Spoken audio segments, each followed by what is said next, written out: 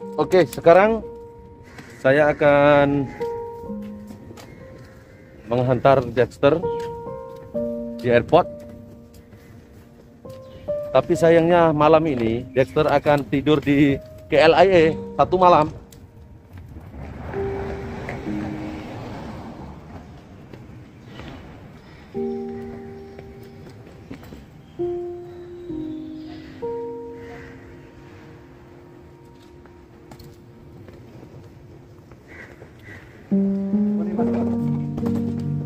We eat first.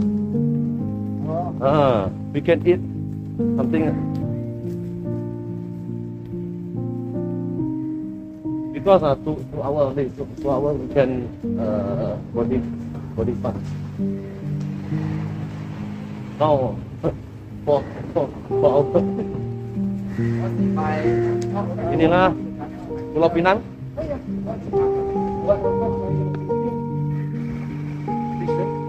What fish? Oh, fish. Why? Kana? Dia lupa tak bawa dia punya face mask.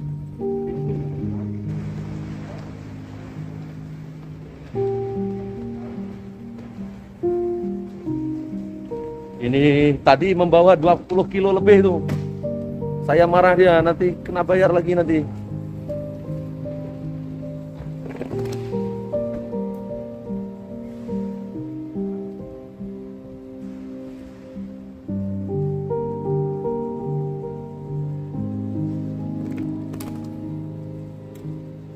Ini perjalanan beliau 1 hari 1 malam.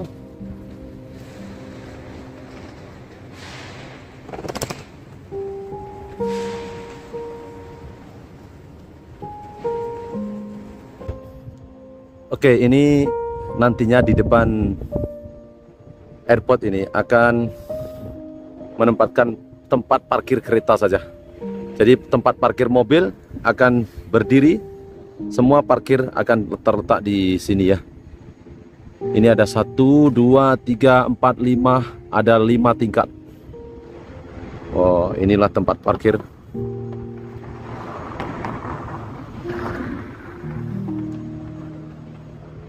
Dan di sebelah bawah itu untuk menurunkan penumpang yang ingin bepergian kepada Kuala Lumpur ya. Kuala Lumpur.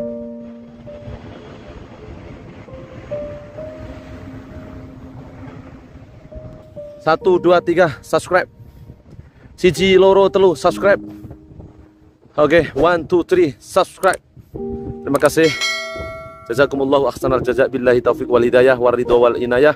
Wassalamualaikum warahmatullahi wabarakatuh.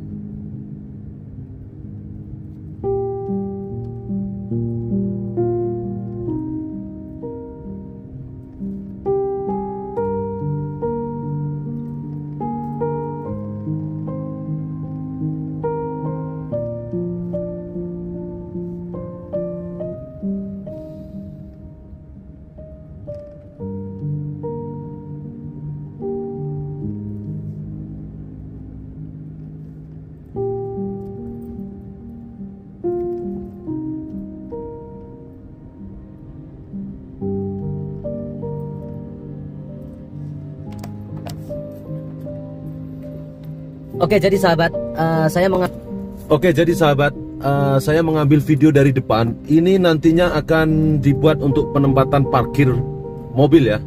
Jadi semua mobil-mobil yang akan membuat penerbangan, jadi penghantaran yang untuk penyimpanan mobil, semua akan diparkir di sini dan harus membayar. Jadi di sini khusus untuk penempatan kereta, car parking ya. Ini adalah satu binaan baru yang hampir-hampir siap. Dalam pengerjaannya memerlukan 4 tahun ya. untuk mengerjakan sekecil ini saja. Karena waktu 2 tahun lepas ada COVID dan sekarang pun terhenti, tidak diteruskan karena proyek-proyek ini harus mendapat kelulusan dari Kementerian Pembangunannya. Oke, saya akan kembali membawakan video kepada sahabat semuanya bahwa inilah Bandaraya Pining ya.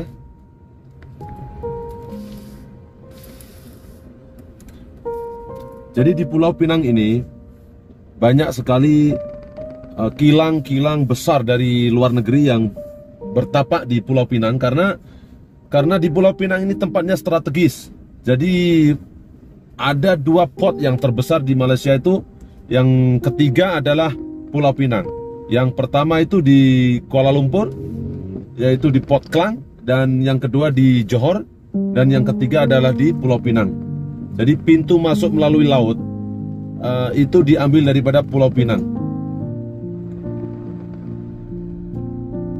Banyak sekali kemajuan yang sudah diambil dan dilaksanakan oleh Kerajaan Negeri Pulau Pinang di sini. Di sini banyak sekali bangunan-bangunan tinggi yang menempatkan kondominium. Jadi di Malaysia itu ada 2 tempat yang disebut dengan tempat tinggal, itu satu kondominium. Kondominium itu menempatkan orang-orang berada atau orang-orang yang ada uang, anak-anak muda yang sudah bekerja mempunyai uang, dan asalnya itu dari kampung. Kalau setiap hari berulang alik ke kampung itu akan menghabiskan petrol, minyak, perbelanjaan. Jadi para anak-anak muda biasanya akan membeli melalui geran kerajaan itu untuk membeli sebidang rumah, tapi disebut kondominium. Jadi misalkan uangnya cukup, gajinya cukup, ditengok dari slip gaji, maka akan mendapat kelulusan dari bank untuk membuat pinjaman berupa rumah ya. Bisa 20 tahun, bisa 30 tahun. Karena kondominium ini bebas. Siapa yang ada uang bisa beli, asalkan rakyat Malaysia ya. Terus kalau untuk warga negara asing gimana? Bisa sewa. Kalau mau beli harganya 3 kali ganda ya. Jadi siap-siap saja. Dan nanti kalau mau dijual, siap-siap untuk rugi. Tapi senangnya kalau di Malaysia ini, untuk warga tempatan, jadi banyak sekali pilihan. Misalkan dari pemaju sendiri akan membuat 2 pilihan. Satu untuk Bumi Putra, Melayu sahaja, ataupun disebut di sini ya, kalau Bumi Putra itu bukan saja Melayu, tapi ada juga yang berbangsa lain, itu bisa juga disebut Bumi Putra. Tapi untuk spesial yang untuk membuat spesial tuh harus Bumi Putra Melayu dan Islam. Itu di sini seperti itu cara bernegara ya. Dan kalau sudah mendapatkan kelulusan dari bank, itu bisa diangsur bulanan seperti layaknya bank-bank. Tapi banyak safety ya, banyak bagus sebab perbankan di sini itu kebanyakan sistem keuangan di Malaysia dari bank negara Malaysia itu mengontrol bagaimana sebuah hasil cukai itu, hasil daripada cukai, hasil pendapatan itu sangat-sangat dikontrol. Kalau misalkan kita tidak berkelayakan untuk membeli rumah tersebut ya bisa ditolak. Dan cara yang kedua bisa mengajukan geran. Geran itu apa sih? Geran itu bantuan. Apa sih bantuan itu? Yang disebut ya namanya subsidi lah. Seperti itu ya. Kalau disubsidi oleh kerajaan negeri ya bisa dapat murah gitu. Walaupun di Pulau Pinang ini sahabat, asal mulanya adalah kependudukan British yang bertapak di Pulau Pinang. Tapi kepandaian British di waktu itu tidak merubah negara ini negeri ini, Pulau Pinang ini menjadi tandus ya. Bahkan banyak sekali bangunan-bangunan lama yang ditinggalkan oleh British di sini. Ada padang kota lama. Lain kali saya akan mengambil video, saya akan memasukkannya di dalam YouTube. Jadi banyak sekali bahkan British, peninggalan British itu kini menjadi bangunan heritage ya. Apa nama bangunan bersejarah yang diakui oleh UNESCO. Yang perlu kita ingat dari Malaysia ini sahabat, Malaysia itu mengambil kebijakan untuk meminta kemerdekaan daripada British itu melalui diplomasi ya. Kalau saya membaca sejarah, diplomasi yang dilakukan oleh raja-raja di negara Malaysia ini, yaitu diplomasi yang sama-sama untung ya. Misalkan kemerdekaan itu kalau tidak dicapai, maka negara itu tidak boleh mendapat iktiraf kemerdekaan ataupun tidak boleh mendapat iktiraf sebuah negara. Jadi perlu dimerdekakan dulu dan diakui oleh Perserikatan Bangsa-Bangsa ataupun PBB. Jadi melalui diplomasi tersebut, negara Malaysia sudah pun memperoleh kemerdekaan tanpa syarat dan tanpa darah, tanpa pertumpahan darah. Karena di waktu itu para nasionalis, para pejuang itu menggunakan cara diplomasi untuk menyelesaikan konflik dalaman. Apa itu konflik dalaman di Malaysia? Yaitu pendudukan Jepang. Pendudukan Jepun yang ada di Malaysia itu sangat-sangat memberi tekanan kepada Malaysia dan memberi impact kepada pemerintahan Inggris dan juga beberapa perekonomian di sini ya.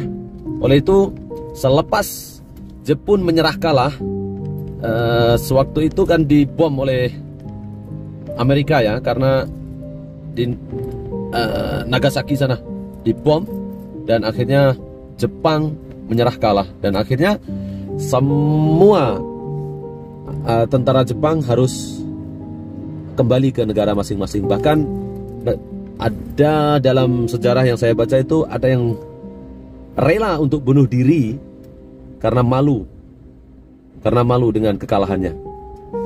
Oke sahabat, sambil bincang-bincang sejarah nih, mari kita tengok di kiri kanan sebelah. Nah, di sebelah sana itu ada Giant dan Pasaraya Giant seperti itu. Yang tinggi-tinggi itu sebenarnya rumah itu rumah ya. Terus ditempati oleh anak-anak muda ataupun anak-anak yang sudah bekerja. Bisa juga disewakan untuk orang asing juga bisa. Tapi yang penting di sini untuk pengetahuan sahabat ya, kalau kita sudah umur 30 tahun dan berkawin itu biasanya sudah membeli rumah. Walaupun belum layak diduduki rumah itu, tapi deposit biasanya kita sudah membayar deposit dan bulanan sudah terus otomatis ditolak daripada pendapatan kita, yaitu gaji. Dan pada masa yang sama, kalau kontraktor sudah membuat binaan itu siap, boleh ditempati. Tapi hanya ditempati saja, tidak bisa dijual selagi belum lunas dalam pembayaran. Oke, kita lanjutkan seimbang perbincangan kita ya.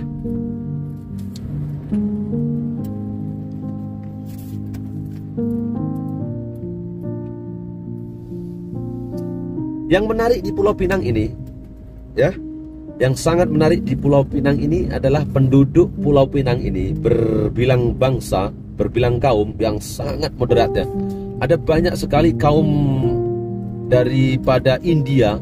Itu kalau di sini disebut dengan mamak ya. Mamak itu orang India yang beragama Islam, itu disebut mamak. Dan ada satu lagi orang India yang dulunya itu berasal dari British. Waktu penjajahan Inggris ke Malaysia itu, dulu Malaya ya, itu ditempatkan di sini dan untuk bekerja paksa di sini untuk melayani para penjajah di sini itu ada orang Tamil ya, India dari Tamil itu yang berkulit hitam. Jadi di sini, dan bagusnya lagi itu oleh kerajaan Malaysia diakui sebagai rakyat Malaysia dan mendapatkan IC. IC itu KTP ya sahabat. Oke, terima kasih yang sudah subscribe. Siji loro telu, belakang ada lori besar nih. Jadi sahabat, kita teruskan perbincangan kita melalui sejarah lagi ya. Karena sejarah itu kalau kita pelajari, kita akan mengenal jati diri sebuah tempat yang kita tinggali. Jadi waktu dulu, waktu British menjajah Malaya itu membawa pekerja-pekerja daripada India ya, dan dibawa ke sini, lalu beranak di sini hingga sampai mempunyai cucu, dan disinilah kebijakan yang diambil oleh pemerintah Malaysia selepas kemerdekaan itu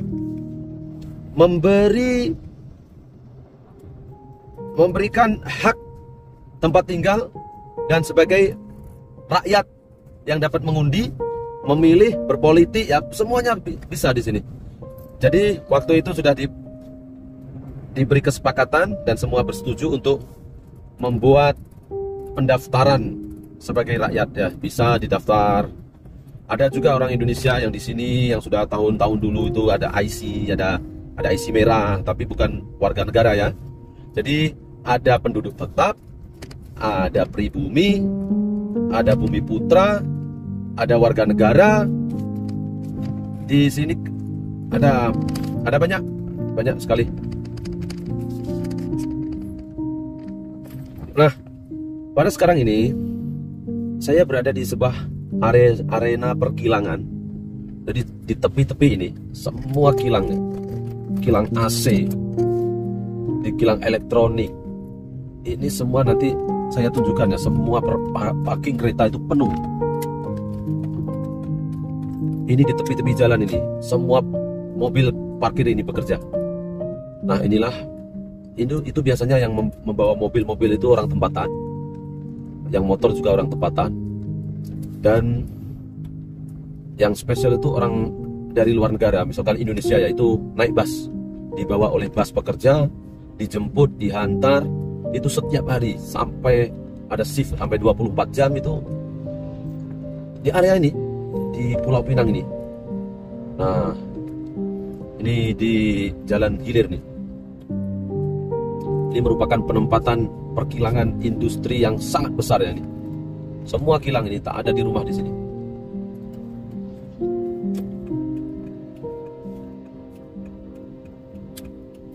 Ini di sebelah itu ada kilang Jabil.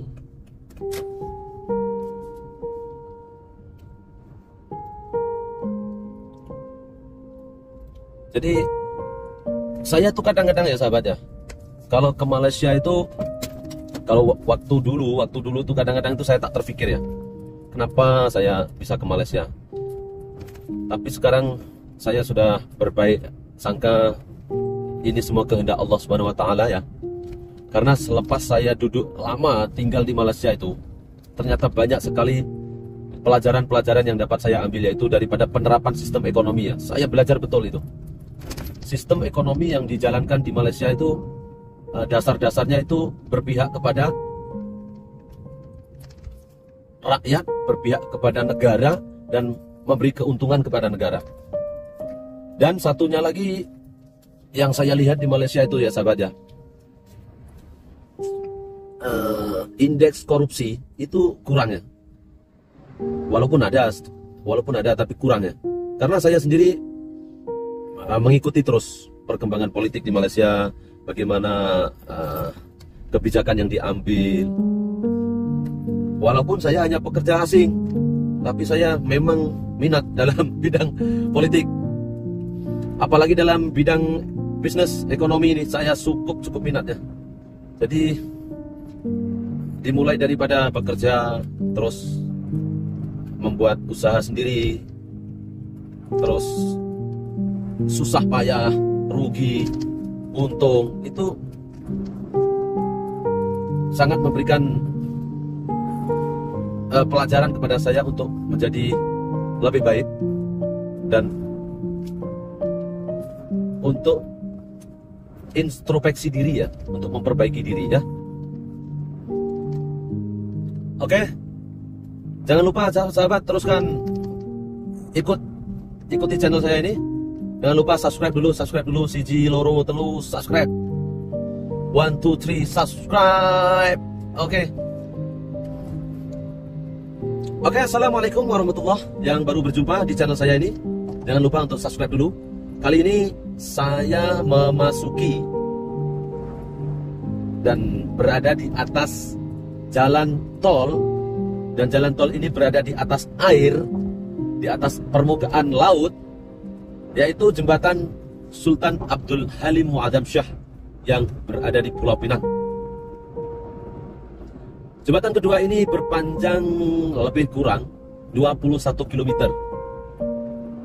Itu dikira daripada ujung sampai ujung ya. Kalau dikira daripada di atas paras laut itu hanya 17 km.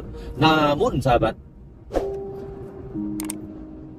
semenjak didirikannya, disiapkannya jembatan ini akan menambah lagi rancak perkembangan ekonomi di seberang Prai Selatan ya. Sangat pesat, yaitu berdirinya sebuah kilang-kilang itu. Dan rupa-rupanya jembatan ini adalah jembatan yang terpanjang di Asia Tenggara. Ya. Bukan hanya sekedar itu. Jembatan ini bisa menampung kapasiti dengan berjuta ton. Maksudnya kalau misalkan ada kemacetan di sini ya, mobil ini bisa 100.000 mobil dari ujung ke ujung ini. Di sini 100.000 mobil. Ini panjangnya 17 km ditambah pintu masuk kiri kanan itu jadi 21 km. Itu kalau mobil berderet di sini, mobil kan biasanya beratnya itu dalam 500 kilo, 400 kilo, ada yang truk besar-besar tuh, itu bisa menampung 100.000 di sini ya. Dan jembatan ini didesain oleh kontraktor tempatan, yaitu engineer tempatan, dan bergabung dengan engineer daripada China. Dalam pembangunan jembatan ini, engineer itu sangat mahir ya. Karena apa? Karena mengira daripada getaran, frekuensi getaran yang akan terjadi bila masa, yaitu gempa tsunami. Oleh itu, engineer itu memikirkan bagaimana jembatan itu bisa tahan daripada gempa, tahan daripada ombak besar itu tsunami, supaya tidak retak dan tidak pecah. Wow. Jadi kalau malam saya akan menonton video ini waktu malam. Jadi Masya Allah sangat cantik kalau waktu malam. Kalau di tengah dan setiap jarak 100 meter itu ya, itu ada spring joint. Nah itu dinamakan dengan spring washer. Nah ini bisa bergerak ini. Ini bisa bergerak, jadi tidak mati, tidak disambung dengan konkret itu. Dia bisa bergerak. Itu spring washer namanya. Itu spring washer itu ada yang boleh lembut seperti itu. Ada sangat panas. Saya ingin berfungsi pengalaman bagaimana membaca, bagaimana saya kita sebagai orang yang bekerja secara tapi kadang-kadang kita perlu ambil tahu bagaimana sebuah negara itu menjadi maju ya, sebuah negara itu menjadi negara yang hebat. Kalau tidak kaya hebat, kalau seperti ini hebat ya. Jembatan panjangnya 17 km plus dengan kapasitas seperti ini. Dan di Pulau Pinang itu bukan 10 juta orang, penduduknya hanya 2 juta orang. Jadi 2 juta penduduk itu hanya sebesar 14 ya, maksudnya lebih daripada 2 juta ya. Itu kebijakan ekonomi negara Singapura. Itu sangat perlu kita mempelajari dan kita tahu bagaimana sistem ekonomi itu berjalan. Secara putaran ekonomi itu kalau kita tahu semua kalau kita tidak kaya, kita kan bisa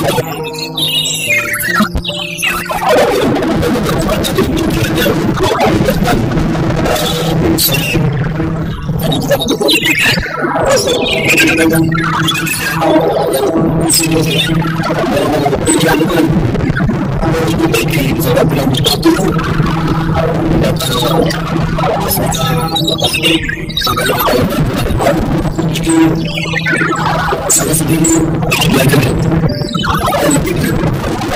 saya tidak mengerti saya tahu di Malaysia itu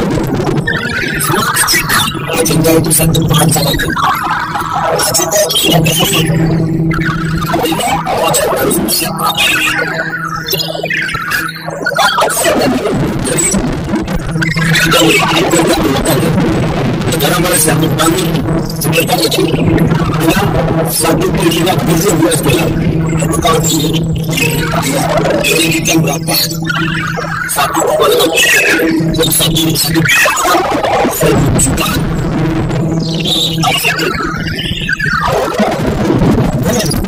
Jadi kalau hanya dengan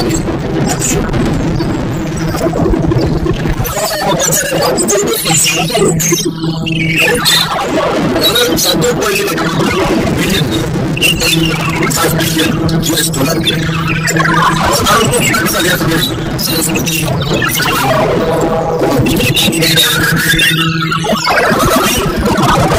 dia mengatakan itu kalau sudah ada sebelah selatan Pulau Pinang itu masih luas ternyata betul investor banyak sekali juga Singapura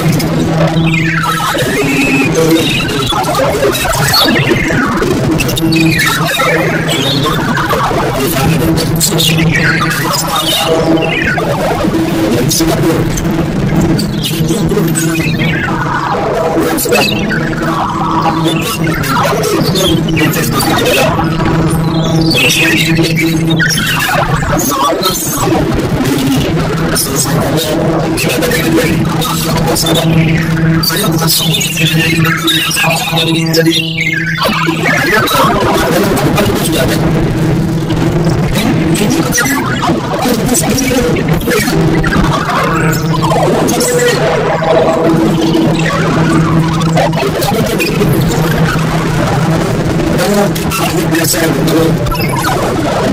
kalau kita sendiri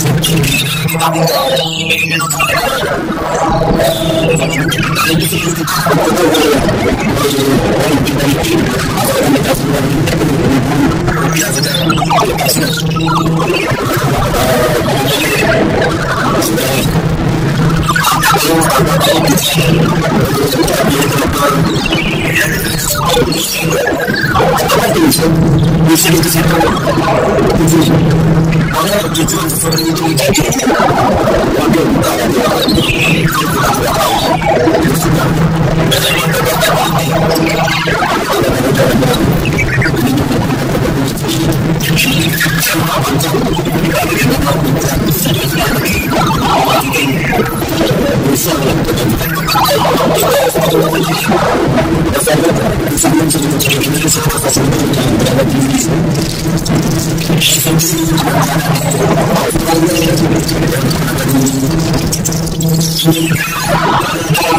semua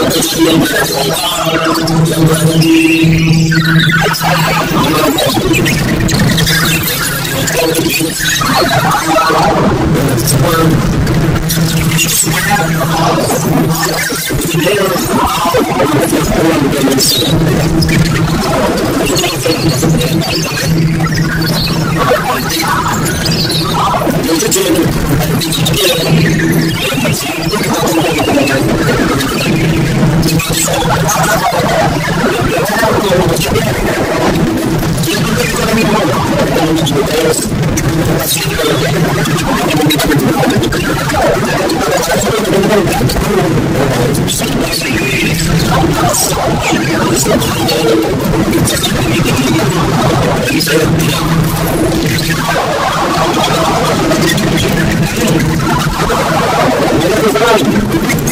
Oke sahabat, minta maaf karena saya berbicara mengenai politik, mengenai ekonomi, itu hanya sharing saja ya sahabat ya. Jangan dianggap ini adalah satu sok kepintaran, sok pandai, tapi ini adalah luahan hati saya yang bagaimana perasaan saya itu ingin memberontak. Kenapa sih dalam 75 tahun Indonesia, hampir 100 tahun ya, dikaruniakan oleh Allah Subhanahu wa taala banyak sekali rakyatnya itu 250 juta, besar tuh. Itu adalah satu modal yang bagus untuk memajukan sebuah negara itu. Kalau rakyat lagi banyak itu lagi bagus sebenarnya. Dan sampai sekarang ini terus saja kalau waktu kampanye itu yang dibicarakan hanya mencari muka saja. Selepas dipilih menang ya, jadi itu saja. Tidak ada kemajuan yang lain. Terus misalkan daripada pekerjaannya, dari segi pekerjaan itu semakin tahun tuh semakin kurang ya. Jadi ya misalkan saya kan sudah 15 tahun di Malaysia itu. Kalau misalkan saya mau kerja di Indonesia itu, selain membuat usaha sendiri ya tidak ada peluang pekerjaan yang senang, yang mudah didapat itu. Bahkan itu saya membuktikannya sendiri tahun 2004 itu sukar itu untuk daftar menjadi tentara saja itu harus mengeluarkan biaya ratusan juta itu. Tapi alhamdulillah saya tidak tergoda. Saya hanya ingin daftar melalui cara yang benar. Akhirnya saya, kalau disuruh membayar ya saya nggak mau.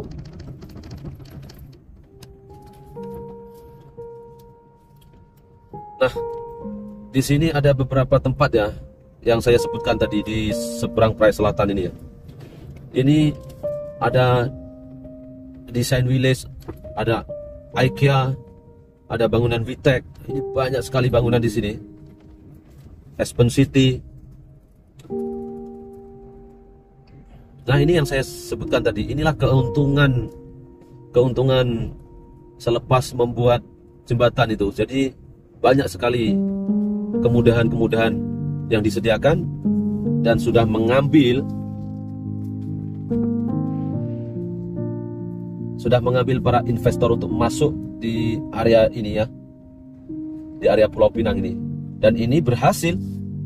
Ini saya katakan berhasil karena apa? Bukan senang untuk menarik pelabur masuk ke dalam negara itu, bahkan penuh itu di Pulau Pinang itu sekarang. Dan sudah diberikan tempat yang baru yaitu di Kulim High Tech. Itu karena apa? Karena tempat di Pulau Pinang sudah penuh. Jadi kerajaan government itu bekerja sama dengan negeri Kedah itu sehingga membuka tempat industri baru di Kulim High Tech. Gitu sahabat.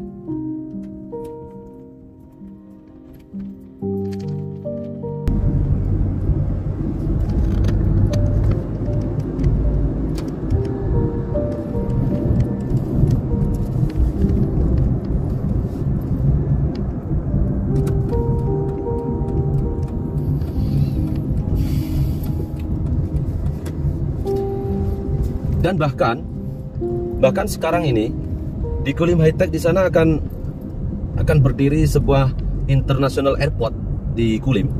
Nah, karena apa? Karena untuk mempermudah lagi para pengguna jalan itu dengan menaiki pesawat supaya mudah dan cepat.